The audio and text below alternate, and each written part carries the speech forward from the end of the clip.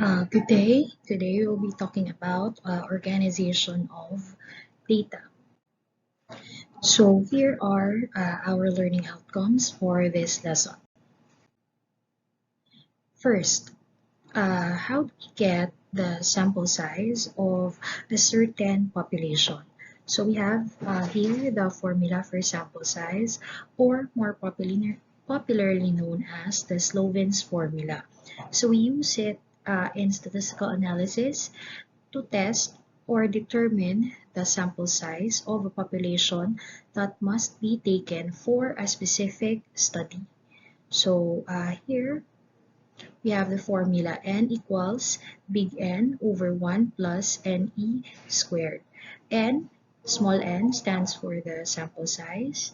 The big N stands for the population. And E is the margin of error. So first, let's discuss frequency distributions. So a frequency distribution is a table that shows the different classes or intervals of data with a count of the number in each of the given class. So the frequency, which is represented by F of a class, is the number of certain data points in the class. So there should be non-overlapping of classes. So we have here a sample. We have here under class, we have 1 to 4, 5 to 8, 9 to 12, 13 to 16, 17 to 20. And for frequency, we have here the given frequencies. For example, for 1 to 4, there are 4 number of data points which belong to class 1 to 4. Then we have 5 for 5 to 8, 9 to 12, we have 3, 13 to 16 is 4, and 17 to 20 is 2. Now, these stands for the lower class limits. So the lower class limits refer to the minimum data points for each of the classes, while this one stands for the upper class limits. Okay, so the upper class limits is the highest value that could be found in each of the classes. Then we have here the frequencies, or how many data points are included in the classes which could be found in your given sample. So the class width is the distance between your lower and upper limits of consecutive classes. So for example, we have here, okay, 4. That's the difference between each of the classes. So your class width here is 4. So meanwhile, we have here the range. This is the difference between your maximum or the highest value and the minimum data entries or your lowest value. So for example, we have here 1 to 4, okay, then 5 to 8, 9 to 11, 9 to 12, 13 to 16, 17 to 20. So in here, we cannot necessarily determine the range. We have to first know what is the highest and the lowest value in this set. Now first, let's know how to construct a frequency distribution table. Okay, first, you have to decide on the number of classes to include. How many classes do you want to have? Or how many groups do you want to have? So the number of classes should be between 5 and 20 ideally. Otherwise, it may be too difficult to detect any patterns. So find the class width as follows. You determine the range of your data, divide the range by the number of classes, and round up to the next convenient number. So find the class limits. You can use the minimum entry as the lower limit of the first class, and to find the remaining lower limits, add the class width to the other lower limit of the next or preceding classes. Then find the upper class limits. Fourth, make a tally mark for each data entry in the row of the appropriate class. And lastly, count the tally marks to find the total frequency or F for each of your classes. Example. Okay, the following data represents the number of penalties of 30 JBFMUA students in not following the rules and regulations during the first semester of, for example, a school year 2018-2019. So here we're going to construct a frequency distribution that has 5 classes. Okay, so we're already given the number of classes, so you don't have to decide or you don't have to solve for the number of classes anymore. So for example, here is the set of data. Okay, so let's follow the guidelines that we had earlier. So for example, okay, again, this was the given earlier. Number 1, we're going to have the number of classes, which is 5, which is already stated in our problem. Then, the minimum data entry is 18. Okay, this is the lowest one. And the maximum data entry is 54. So this one is the highest. So we find the range. So we can find the range by subtracting the lowest and the highest value or data entry. So highest is 54, lowest is 18. 54 minus 18 is 36. So our range is 36. So to get the class width, okay, we're going to divide the range, which is 36, by the number of classes to find our class width. So class width is range, which is 36, divided by the number of classes, which is 5. So that gives us 7.2, or we could just round it up to 8 para whole number. Next, the minimum data entry of 18 may be used for the lower limit of the first class. So we will start our class with 18 as the lower limit. Okay? Then to find the lower class limits of the remaining classes, we will add 8 because this is our class width. So 18 plus 8, that will give us 26, tapos mo plus 8 ka naman again. That will give us 26 plus 8, that's 34. Then you add another. Add 8 hasta nga, until you will get to the end of your 5 classes. So lower class limits are 18, 26, 34, 42, and 50. Okay, then for upper class limits, the next one, so your upper and lower class limits will be 18 to 25, 26 to 33, 34 to 41, 42 to 49, 50 to 57. So you're just going to get the number before the next lower limit. That will be your upper class limit. Then make a tally mark for each data entry in the appropriate class. So you're gonna count how many data entries are included in the class 18 to 25. Okay, so you have to go back to your entry earlier. So the number of tally marks for a class is the frequency for that class. So, for example, we have here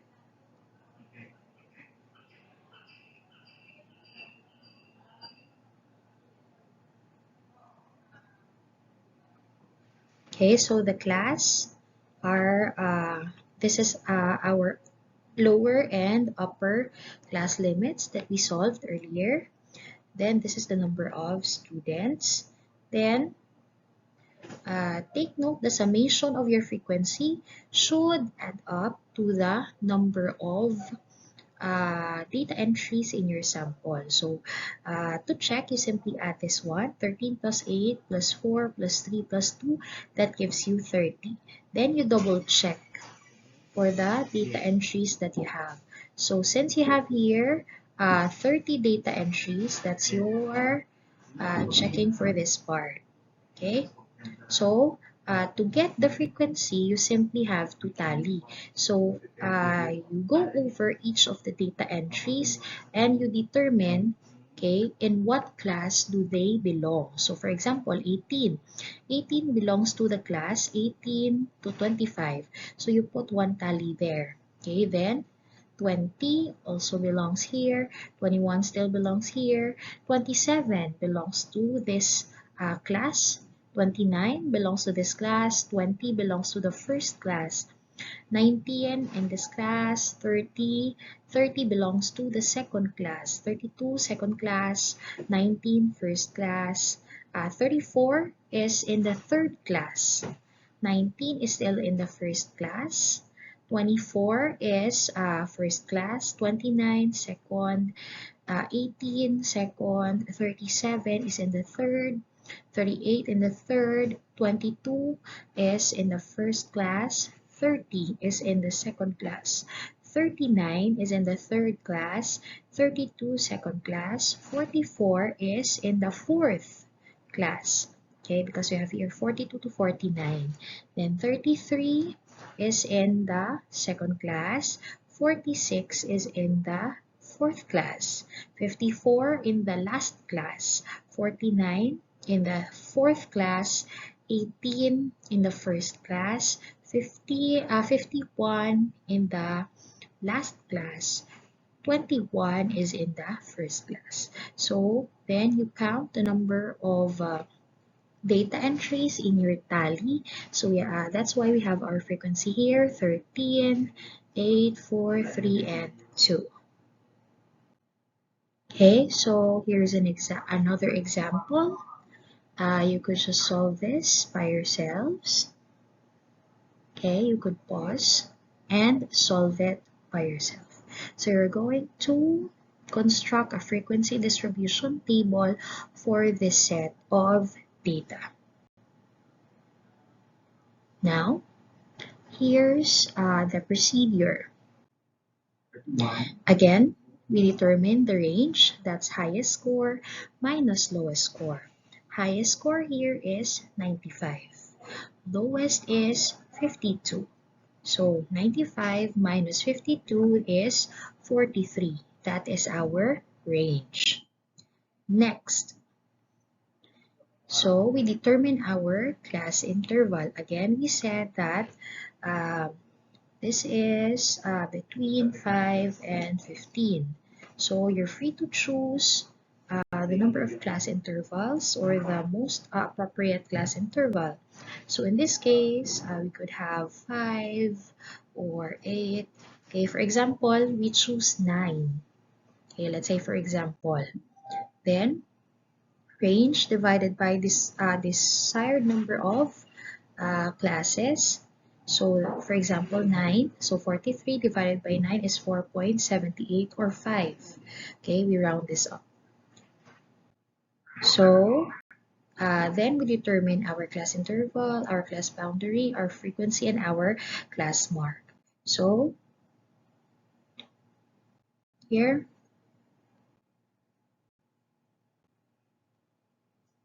here's the frequency distribution table. So we start with 52, then plus 5, plus 5, plus 5, and so on. Okay, then we try to tally the class frequency. Okay, tally the class frequency. Class boundary is simply at subtracting 0.5 to the lower limit and adding 0.5 to the upper limit. Okay, that's class boundary. Okay, class mark is the average of your upper and your lower limit. Okay, so average of 56 and 52 is 54. That's your class mark. Okay, here's another exercise. So the data below are the number of computer games played by 60 students of JBLFMU Arevalo in the Internet Cafe per week. So you're going to construct a frequency table distribution that has 6 classes. Okay, you can pause and answer. Okay, now let's move to the measures of central tendency, or our mean, median, and mode. Okay, so what is mean? So mean is a measure of central tendency where the value represents a typical or central entry of the data. Okay, so the three most commonly used measures of central tendency are mean, median, and mode. So let's start first with mean. So mean of a data set is the sum of the data entries divided by the number of entries. Or we commonly know this as the average of your data entries. So population mean is represented by mu. Okay, this symbol, this is mu. This is the summation of all x's, meaning you simply add or get the total of all the data entries, then divide it by how many data entries you have. Next, we have the sample mean. So sample mean is represented by the x bar. This one, you read this as x bar. Again, we simply add or get the total of all the data entries and divide it by how many data entries you have. Okay, so for example, we have here the randomly selected ages of the instructors. Okay, so to get your mean, we simply add all of this. So add the ages and divide by 7 because there are 7 data entries. So add everything, 53 plus 32 plus 61 plus 57 plus 39 plus 44 plus 57. So the total is 343. Then the number of data entries, we have 7. So 343 divided by 7, that gives us 49. So the mean age of the randomly selected instructors is 49 years. Next, the median. So the median of a data is the value that lies in the middle. That's why you call it median. So middle. When the data is ordered either in ascending or descending order, it does not matter. As long as you arrange it from highest to lowest or the other way around, lowest to highest. So if the dataset has an odd number of entries, your median is the exact middle of the data entry. Now, if your dataset has an even number of entries, the median is the mean or the average of the two middle data. Okay?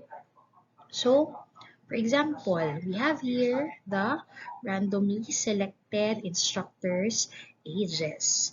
Again, we arrange it either ascending or descending order. So when we arrange this, okay, we start, for example, we start with the lowest. We have 32, 39, 44, 53, 57, 57, 61. Okay, so your middle data here is 53. Okay, that's the middle data. Since we have an odd number of entries, so our median is 53. Again, if you have an even number of data entries, you're just going to get the average of the two middle entries. Next, lastly, we have the mode. So the mode of a data set is the data entry that occurs with the greatest frequency. So if no entry is repeated, the data has no mode. So if two entries occur with the same greatest frequency, each entry is a mode and the data set is called bimodal if you have two. If you have more than two modes, then that's multimodal. So for example, okay, here are the ages. And if you can observe, there are two okay, occurring data, which is 57. So 57 is our mode because it occurs the most number of times. So an outlier is a data entry that is far removed from the other entries in the dataset. So we call that outlier. Okay, so that's it. Have a good day, everyone.